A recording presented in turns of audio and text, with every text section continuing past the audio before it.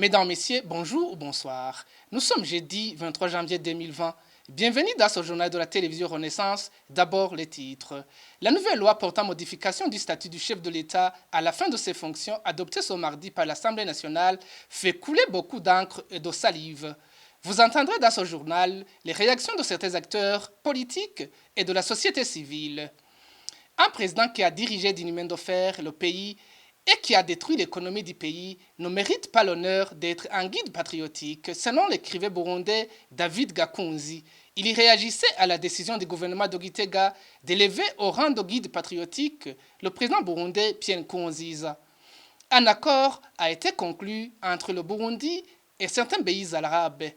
Les filles et les femmes burundaises qui allaient clandestinement chercher de petits jobs dans ces pays du Proche-Orient vont bientôt le faire dans la légalité. Tout de suite, les détails.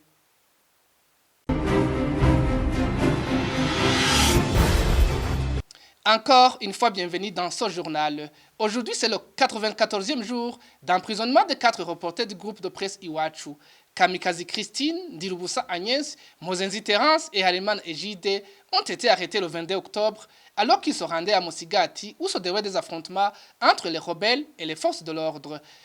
Le ministère public a requis contre une peine d'emprisonnement de 15 ans les accusés de complicité d'atteinte à la sûreté intérieure de l'État.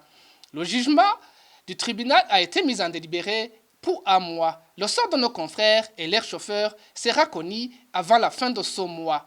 Les membres du gouvernement burundais réunis en conseil de ministres ce mercredi ont adopté un projet de loi élevant le président burundais Pierre Nkurunziza au rang de guide patriotique. Pour l'écrivain burundais David Gakunzi, ce titre lui rappelle les pratiques des anciens dictateurs. Quelqu'un qui a conduit le pays dans une misère sans eau et instauré la terreur dans le pays ne méritait pas d'être appelé patriote. Selon Gakunzi, ce titre montre que Pierre Nkurunziza veut partir sans qu'il parte réellement. Suivez-le. Guide suprême, titre assez grandiloquent, pratique qu'on retrouve toujours chez les dictateurs. Ils aiment bien les titres ronflants, les titres grandiloquents. On l'a vu avec Bokassa, avec Idi Amin, avec Duvalier et beaucoup d'autres. Guide suprême du patriotisme. Là, on a envie de rigoler. Qu'est-ce que le patriotisme? Est-ce que le patriotisme, c'est le développement de la misère? C'est le développement de la pauvreté? C'est la terreur instaurée comme moyen de gouvernance? Le sens des mots. Dans toutes les tyrannies, on essaie justement d'agresser jusqu'au vocabulaire et jusqu'au langage. Guide suprême du patriotisme, titre symptomatique aussi du malaise de Nkurunziza, qui veut partir sans partir en fait. Parce que guide suprême, quel sera le statut de ce fameux guide suprême? Sera-t-il au-dessus du nouveau président? Sera-t-il à ses côtés? Sera-t-il un nouveau vice-président comme c'est inclus dans la loi qui vient d'être votée par le Parlement qui donne un salaire de vice-président à Nkurunziza et beaucoup d'autres avantages? On s'interroge. C'est assez symptomatique de cette quadrature du cercle. Partir sans partir, partir en restant en fait. Et guide suprême du patriotisme, je dirais aussi enfin, qui traduit un certain complexe, cette volonté de se singulariser. On se singularise, on veut se singulariser absolument, il veut se singulariser par rapport aux autres chefs d'État, parce que quelque part, il sait que son bilan est léger, que son bilan est extrêmement tragique. Il veut faire commencer l'histoire du Burundi avec son règne. Le Burundi n'aurait pas existé avant son intrusion au pouvoir. Bien sûr, il fait référence à Dadaye. Et là, je dirais qu'il insulte la mémoire de Dadaye. Dadaye, c'était un marxiste, un laïc. Ce n'était pas un président pasteur. Donc, c'est quelque part, il y a de l'ironie de voir un chef religieux faire l'éloge d'un chef d'État qui est un chef d'État laïque. Ce projet de loi qui deviendra une loi effective après sa promulgation sera bientôt transmis aux deux chambres du Parlement burundais. Continuons ce journal sur la page politique. Après l'adoption d'une loi portant modification du statut du chef de l'État à la fin de ses fonctions par l'Assemblée nationale, les réactions tombent de partout. Pour le président du mouvement Morena, Isidore Rufyikiri, le président Pierre Nkurunziza veut laisser les caisses de l'État vides. Écoutons Isidore Rufsikiri. Cette loi votée par le Parlement, c'est une loi aberrante. C'est une véritable catastrophe de plus pour le pays, au moins financièrement parlant. 500 000 euros donnés à un individu comme ça, qui vient de passer 15 ans à gouverner le pays, et dans des conditions de malversation économique avérées. Bien sûr, je suis presque certain que si on parvenait à secouer le cocotier, on trouverait plus qu'un milliard de francs qu'il peut avoir déjà encaissé. Il veut laisser les caisses de l'État exsangues. S'il fallait définir, ou plutôt défendre le principe de donner, consentir des avantages pécuniaires et autres à des anciens chefs d'État, il n'est pas le seul chef d'État.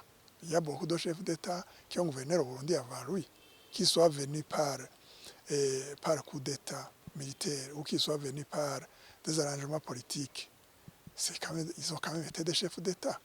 Il ne faut pas croire que la notion de chef d'État a commencé avec le mode électoral au suffrage universel. Le monde n'est pas gouverné que par des présidents élus comme Nkurunziza a été. Il faut que les gens sachent et quittent la démagogie politicienne à raconter à nous chanter à longueur de journée la démocratie, la démocratie, la démocratie, les élections, les élections. Non. Les élections et la démocratie, ce n'est pas une fin en soi. Ce n'est pas une fin en soi. La démocratie et le multipartisme ne sont louables que si elles sont organisées, conçues et organisées de manière à garantir et à offrir au Burundi un leader propre, intègre, compétent, patriote, et non une démocratie, un multipartisme qui met en avant les chantres de la division ethnique, les chantres de la haine, les chantres du mensonge, les chantres de la tricherie. Et c'est ça que nous observons depuis que tout ce processus électoral s'est installé au Burundi depuis 1961. Selon Gabriel Oufsiri, président de l'Observatoire de lutte contre la corruption et les malversations économiques au LECOM, un ancien président qui a bien dirigé le pays mérite des avantages, mais qui dépendent de la situation économique du pays. Selon Oufsiri, cette décision prise par le Parlement montre à suffisance que les autorités du pays ne pensent pas à la population. Parce que ces avantages qui sont exagérés, imaginez 6 voitures d'Oric, 1 milliard, qu'on lui donne directement la construction d'un palais, une sécurité, en tout cas quand on regarde une sécurité très puissante, mais aussi ils ajoutent que l'ancien chef d'État ne doit pas être convoqué devant les juridictions locales ou internationales sur des crimes commis pendant l'exercice de ses fonctions, mais aussi l'intendance et bien d'autres avantages y afférents. Donc, pour l'ICOM, cela prouve en suffisance l'ego de nos dirigeants qui dominent au moment où les citoyens burundais croupissent dans une misère sana. Voilà donc ceux qui sont censés réfléchir, penser, projeter pour l'avenir du Burundi. Ils ne font que projeter leur propre avenir sans que la misère qu'on voit ici et là dans le pays les préoccupe. Voilà pourquoi l'OLICOM lance un appel vibrant aux politiciens qui vont aller aux élections de mai prochain, qu'ils fassent tout dans les meilleurs délais pour que ce genre d'attitude soit arrêté, parce que c'est une attitude égoïste, c'est une attitude solitaire, c'est une attitude qui ne peut pas en aucun cas avancer le Burundi, parce que, comme vous le savez, un dirigeant qui n'est pas berger, un dirigeant qui est égoïste, ne fait qu'amener le pays à ruine. C'est la raison pour laquelle tous ces avantages, certes, ils vont être distribués en premier lieu. Mais comme ce gouvernement, régime CNDD-FDD, a retiré les avantages qui avaient été donnés aux anciens chefs d'État d'alors, c'est la même chose que cela va se faire dans les années à venir. Là, vraiment, je ne doute pas et je suis sûr. Je vous remercie. Pour un journaliste indépendant, Patrick Bakina, une telle loi qui consacre du déploiement des mesures entre les anciens chefs d'État qui ont servi la nation ne peut pas être votée par les représentants du peuple. Patrick Bakina.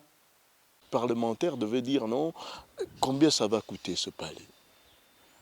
Combien ça va coûter en termes de budgétisation?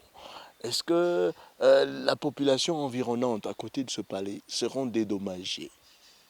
Là, on va construire ce palais. Autre chose, on va le payer le salaire du premier vice-président. Mais c'est beaucoup d'argent, le salaire d'un premier vice-président. C'est beaucoup d'argent. Le président Pierre Nkurunziza a déjà fait 15 ans au pouvoir. Il a un salaire raisonnable, plus que raisonnable. Comment est-ce qu'on va encore lui ajouter 1 milliard? Bagaza a sauvé le pays. Et quand on regarde le Burundi aujourd'hui, il a construit pas mal de choses. Il a bâti la bibliothèque centrale de l'université du Burundi. Il a construit des routes. Il a œuvré pour le pays. Maintenant, dire que on va rien lui donner, on va rien donner à sa famille, c'est quelque part une injustice. Autre chose, un autre président. Le président Major Pierre Bouyoya, il est toujours en vie. Il a amené la démocratie dans ce pays. Bien sûr, c'était sous l'influence de la France qu'il a exigé d'établir la démocratie via la conférence de la Baule. Mais il a fait. Il y a des présidents, comme le maréchal Mobutu de l'époque, qui n'a jamais instauré la démocratie au Zaïre de l'époque. Mais Pierre Bouyoya l'a fait. Il a organisé des élections. Maintenant, quand vous dites non, il a fait un coup d'État, il a fait 2 coups d'État, on va rien lui donner, c'est quelque part une injustice. C'est lui qui a initialisé les accords d'Arusha. C'est lui qui a bâti les accords d'Arusha, quelque part avec Nelson Mandela. Il y avait des gens au sein de son entourage qui étaient contre les accords d'Arusha. Mais il y est allé. C'est un homme de politique de grande renommée. Vous ne pouvez pas dire non, écoutez, lui, on ne va rien lui donner en guise d'indemnisation. C'est quelque part une injustice. Un autre président, c'est le président Sylvestre Ntibantunganya. Il a dirigé le pays durant 2 ans dans des moments très difficiles. Très difficiles. Maintenant, quand vous dites non, écoutez, on ne va rien le donner en termes d'indemnisation, c'est une injustice. Cyprien Agamir, il est mort. Il a accédé à la magistrature suprême après des négociations entre des hommes politiques. Ce n'est pas mauvais comme soi. Ce n'est pas un crime. Maintenant, puisqu'il est décédé, sa famille, sa femme, son épouse, ses enfants, ils ont droit à quelque chose. Ils vont dire non, mon père était président. C'est un honneur. Ils doivent avoir quelque chose. Donner le gros gâteau à une seule personne ou bien à la famille de Melchior Ndadaye seulement, c'est beaucoup trop. Domitien Ndayizeye, en 2003, il a arrêté la guerre, il a arrêté le conflit. En 2005, il a organisé des élections. Aujourd'hui, vous le dites non, écoutez, vous n'allez rien recevoir en termes d'indemnisation. C'est une injustice à l'égard de cet homme-là. Une loi qui autorise le multipartisme au Burundi a été votée en 1992. Selon Dr Alphonse Lugambarara, l'un des signataires des accords d'Arusha, même si le parti au pouvoir CNDD-FDD est arrivé au pouvoir par la voie des urnes, se comporte comme un parti-État qui ne tolère aucune personne qui ose admettre qu'il est membre d'un autre parti. La reconnaissance des partis politiques remonte à 1992. Où nous sommes revenus au processus de démocratie qui accepte la pluralité des partis politiques. Et les partis politiques ont normalement dans leur programme, et l'État doit l'aider, le permettre, l'enseignement, je dirais même au quotidien, de leurs idéologies, de leurs programmes, de leurs projets de société. Il y a aussi la possibilité lors des périodes d'élection, de pouvoir faire campagne. Faire campagne est régi par une loi en période électorale et donne des périodes pour la campagne. Je ne sais donc pas si la personne a été condamnée parce qu'elle a fait campagne ou parce qu'elle a enseigné le parti aux militants. Je pense que dans les deux cas, il y a lieu de tenir compte de la loi existante. S'il a été condamné pour avoir enseigné juste le parti, cela est complètement injuste parce que c'est contre les lois qui régissent les partis politiques. Il était peut-être en train d'enseigner juste son parti et cela a été jugé comme étant en train de faire campagne pour son parti. Et en tous les cas, si on revient à ça, c'est complètement injuste et ça démontre simplement que le pouvoir en place ou les militants de ce pouvoir ont peur des autres partis politiques, ça c'est un. De deux, n'ont pas encore compris ce qu'est réellement la démocratie et que nous sommes en train de retourner en arrière. Docteur Alphonse Rugambarara disait cela après la condamnation à 10 ans de prison d'un membre du comité communal du parti CNL dans la commune Bugendana de la province Gitega. L'enseignant qui a été condamné s'appelle Samuel Ndikoumana. Il était accusé d'avoir tenu une réunion du parti CNL sans autorisation. Continuons ce journal sur la page politique toujours. Le parti au pouvoir, CNDD-FDD, ne peut pas organiser des élections libres et transparentes. C'est le point de vue du président du mouvement Morena, Isidore Rufyikiri. Pour ce mouvement, un gouvernement de transition des technocrates devrait être mis en place pour organiser les élections crédibles. Isidore Rufyikiri. Ces élections, on est en train de les préparer. Je ne sais pas ce qu'on peut en attendre, mais personnellement, si elles se déroulent dans les conditions actuelles, les Burundais ne peuvent pas beaucoup en espérer quelque chose qui les sauve. La situation actuelle politique du Burundi voudrait que ce gouvernement soit destitué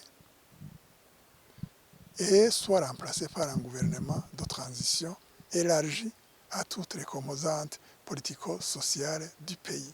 Je veux dire les partis, la société civile, les médias, les syndicats, ainsi de suite. Déjà choisis en raison de leur intégrité avérée, en raison de leurs compétences, en raison de leur amour pour la patrie.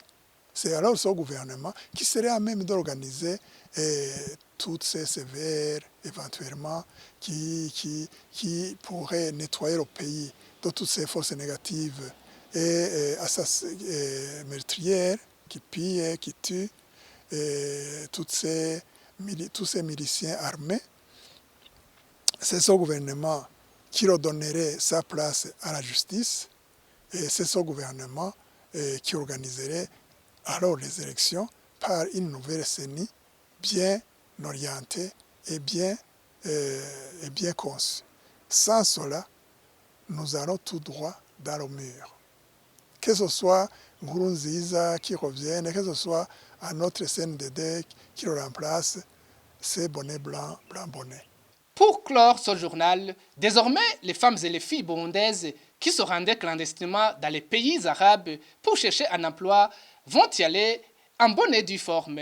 L'annonce est du chef de la diplomatie burundaise, ambassadeur Ezekiel Nibigira, dans une conférence de presse qu'il a animée ce mercredi. Il a dit aux journalistes qu'un accord va bientôt être signé entre le gouvernement du Burundi et certains pays du Proche-Orient qui veulent embaucher ces Burundaises.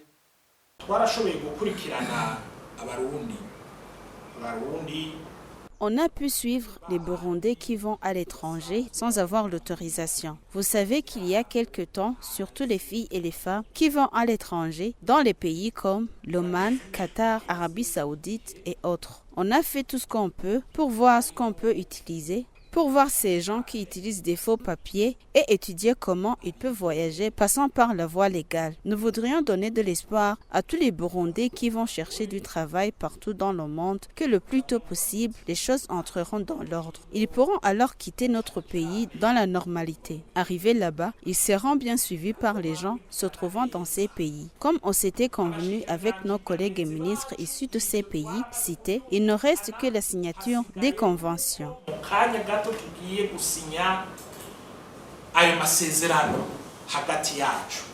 Et c'est par ici que nous mettons un point final à cette édition en langue française. Merci à l'équipe de production. Merci aussi à vous qui nous avez suivis. À la prochaine. Au revoir.